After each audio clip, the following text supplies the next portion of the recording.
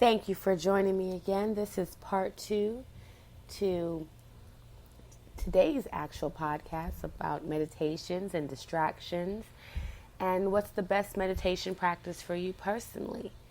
It is Sunday. I am Gold Stacy, and let's talk more. Let's talk more about meditation and, as they say, what it is and what it is not, and what may be the best practice for you moving forward in your meditation journey. So I know a lot of people have the idea that meditation is this process and where you need a still, silent room and you have to, go to this zoned out place and just really, be one with nature and God, and your higher self has to be there, and it has to have tea, and you better be burning the incense, because if you don't have the incense, then it's not going to be a good meditation, because, how will you know you're meditating if you don't have the incense? That type of thing. For a lot of people, meditation has become more stressful than relaxing for these types of reasons. It's become this thing where it's more so about the aesthetic than what it actually is. A lot of us are actually meditating more than we give ourselves credit for. We think it has to come with these bells and these whistles, and again, the incense. We think there has to be incense. There has to be some leg bending. There has to be yoga. There has to be all of these different components for it to be valid. And this is where you have the Western mind meeting the Eastern mind, where our Western minds are geared towards doing and action and making things happen, conquering yourself. Whereas the Eastern philosophies deal more with, if anything, maybe the disciplining of self through being the self, accepting the self. So there's a slight difference in what the focus is then. Like for me, for instance, when I meditate, I get a sense of clarity, but it doesn't matter what type of meditation I do. It's always the same. And that brings me to the different types. So most of us are used to sitting down with our legs crossed or being told to lay down and then, thinking nothing, clearing our minds. This is a great way to begin your meditation journey. For some people, though, it's just not. So let's talk about it. Let's just get right into it. Do you know that you can drive and meditate? I'm sure there are many times you're driving and your mind goes to a place where everything is cool, calm, and certain. Everything is everything. You're in that moment, you're very wise. You're having ideas and they're good, and you're sometimes wishing you can write these ideas down. Sometimes they stay with you. This is what happens when your mind goes into meditative spaces. Some people want to get scientific and say, it's the alpha brainwave or the delta brainwave or the theta brainwave. And, you can do that. That's your right to make it more scientific, to make the labels a little bit more concrete. But the thing about it is, meditation is fluid. It always has been. It always will be. It's a flow. It's a flow that you're always in, whether you are aware of it or not. And that is the beauty of meditation for me. The flow is always there. Whether we admit it, whether we can join it, whether we can participate in it, that's all very personal. And there's never a right or a wrong answer for any of those questions. There's walking meditation. But let me share a little bit more about the driving meditation with you. Let me share a personal story about driving meditations. I like to direct my driving meditation. So when I am meditating and I'm driving specifically, I like to imagine I'm driving to my dream home.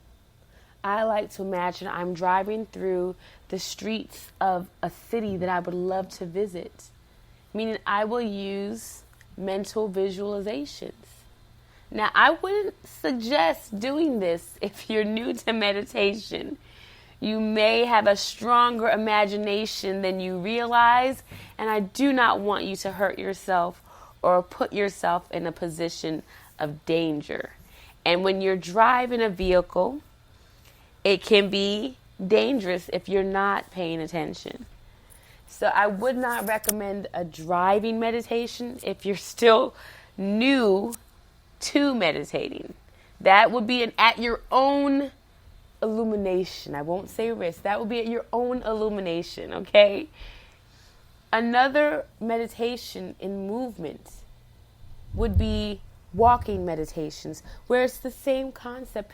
You're just breathing and you're walking, whether it be in nature, down a busy city street, and you're just allowing your mind to unwind, unravel, to just go, if that's what it needs to do. And guess what you can do then as well? You can as well think about where you want to go, where you just came from. Visualization, if I have not said that yet, I'm saying it now, is a very wonderful friend of meditation. You can use visualization to create whatever you want to create. You can use it while you're just sitting doing your breathing meditation. You can visualize a white light, a yellow light, a green light, a blue light. You can visualize yourself in a field of cotton candy if you feel like life has just been too hard and you need some softness, some sweetness. That is one of my favorite aspects of meditation. The aspect that you can create it. That you can create it and you can make your peace out of no peace.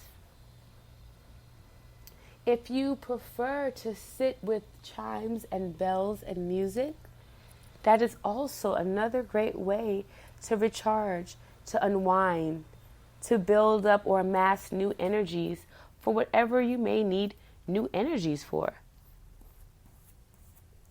You don't have to have this rigid expression of your meditation. And you don't have to take anyone else's, journey for your own. Another great way to get some visualization in and meditation in, I don't know if you've heard this before, but when you're in the shower, a lot of us will take a shower to decompress. It is a wonderful place to take your breaths.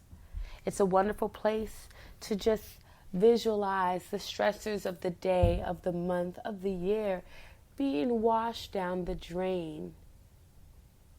This too is meditation. This too is meditation. Meditation is not what someone else tells you it is for them, and then they're saying it has to be that for you. Meditation is something that is for you, and your meditation, in my humble opinion, always reveals itself to you. So you don't have to take someone else's word for it. You will meditate. You will do it. You will attempt it. You will, dare we say, try it. And you will say, well, I didn't like that. I didn't like sitting still. I liked having a little music. Oh, I didn't like it being cold. I liked it being warm, and I wanted to lay down. Correct? You don't have to choose what someone else is telling you. It doesn't matter that, the person says, I'm a yogi, and I meditate, and I turn myself into a pretzel, and I do that with the butterflies hanging from my toes, and there are lizards at my feet, and there are birds circling my head. That's what works for them. That is what they have created for themselves. You have the opportunity to create for yourself what it is you need in your own meditation. You can close your eyes. You can keep them open. You can breathe in and out and focus on the breath, or you can focus on a word, a color. You can focus on a state of being. So if you know you're meditating to bring more joy, if you'd like to hold an image of what joy means to you in your mind while you do this, hey, that's meditation. And you are meditating. If you enjoy hip hop music and you want to put on some hip hop instrumentals and that heavy percussion is moving your spirit in a way where you feel possible, you feel empowered, you feel peaceful, you feel able, then by all means, play your hip hop instrumentals. Your hip hop instrumentals are having the same effect as someone listening to the bells, to someone listening to a bowl chime. There is no judgment in meditation. I'll say that again. There is no judgment. There is no judgment in meditation. You're allowed to do it in the way that your system, your body, your mind is leading you. So whether it's a driving meditation, a walking meditation, a sitting meditation, a laying down meditation, a talking meditation, I do those as well. A talking meditation is when you talk with yourself and you talk with yourself about peace, about being more thoughtful. You have a conversation with yourself where you're not in judgment, you're not in correction, you're in acceptance, you're in self-love, you're in self-awareness, you're in self-forgiveness.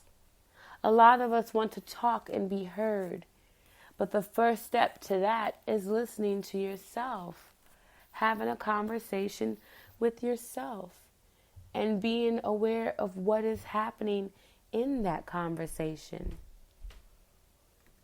So again, there's no right or wrong way to meditate.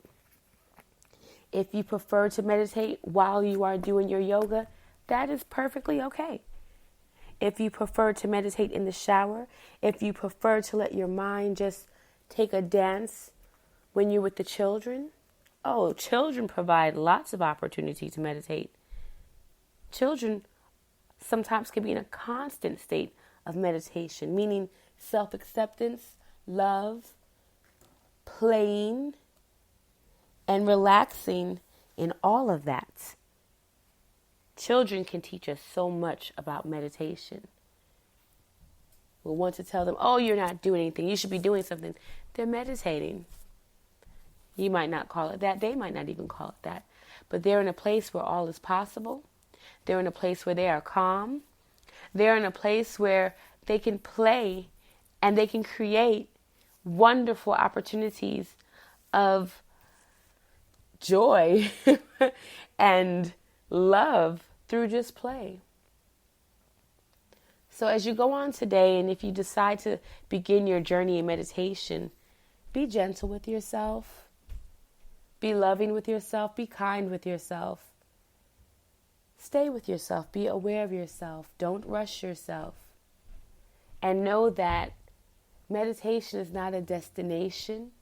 It's not a thing to do. It's just a state of being in love, in acceptance, in awareness, in forgiveness, in being, in joy with self. Thank you so much for listening. I'm Gold Stacy, and this was Daily Meditation and Other Mumbo Jumbo. Later.